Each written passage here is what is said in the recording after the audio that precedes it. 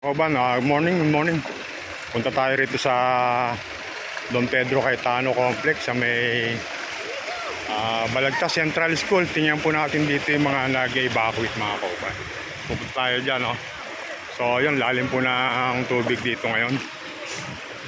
Lalim po na ang tubig dito sa Central. Kung makikita nyo si ate, ayan, hanggang hita niya mga kauban. Lusong po tayo rito.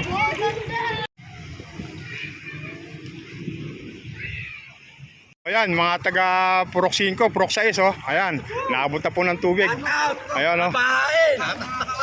Gato, kauban!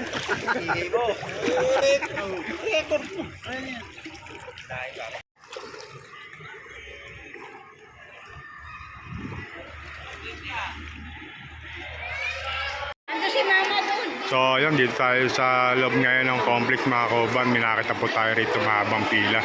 So, sabi nung nakausap ko, mimigay daw po rito ng gamot mga kauban.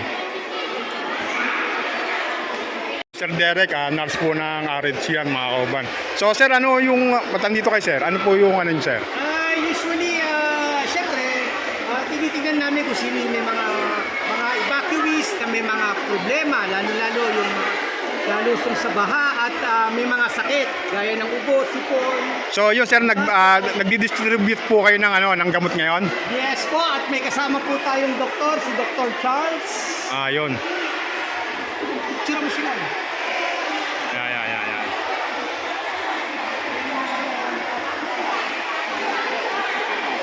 So, yun, meron ditong RHU staff para mamahagi po ng mga gamot para daw po sa baka may meron dito mga sakit, mga bata, ayun. Namamahagi sila ng gamot mga kauban. Sir Derek, thank you ha. Okay po. Thank you.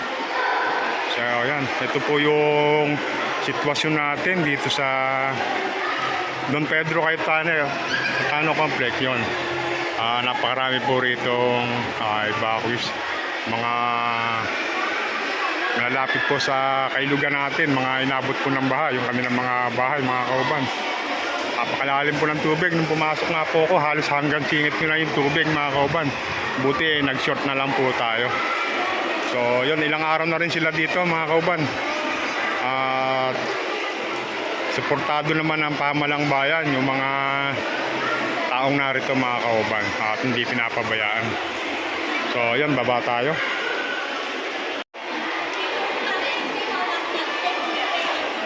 May vitamins.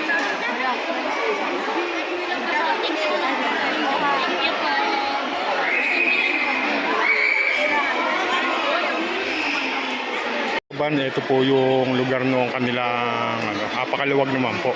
Sa po yung isang pamilya rito. Napakaluwag po na kanilang mga tent na ginagamit dito sa Don Pedro Cayetano Complex, yung evacuation center natin mga kauban.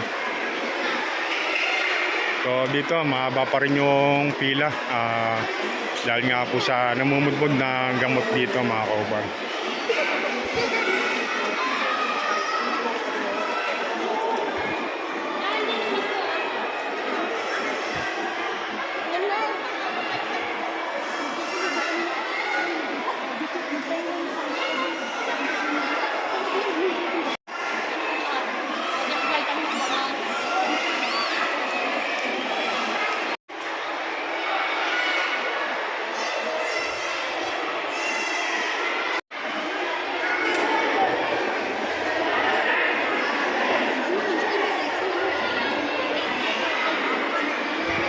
Kaya ano yung pinamimigay dyan, mga gamot? Nagbabakunan sa tikdas.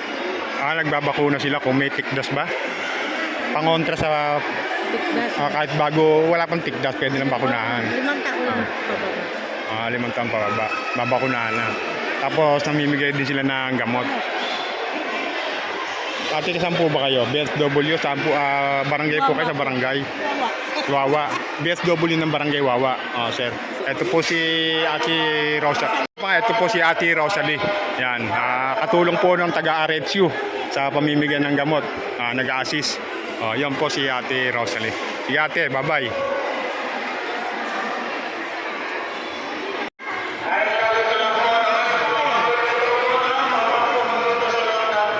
So, nakakita ko rin po rito yung driver ng ambulansya, si Rosel. Yan.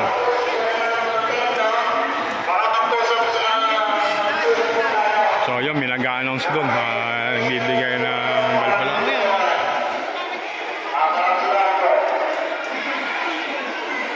Sir, ano po yung ina-announce niyo po? May nadinig ako, ano yung sinasabi niyo, sir? Yung Para po sa kalaman ng ano. yung mga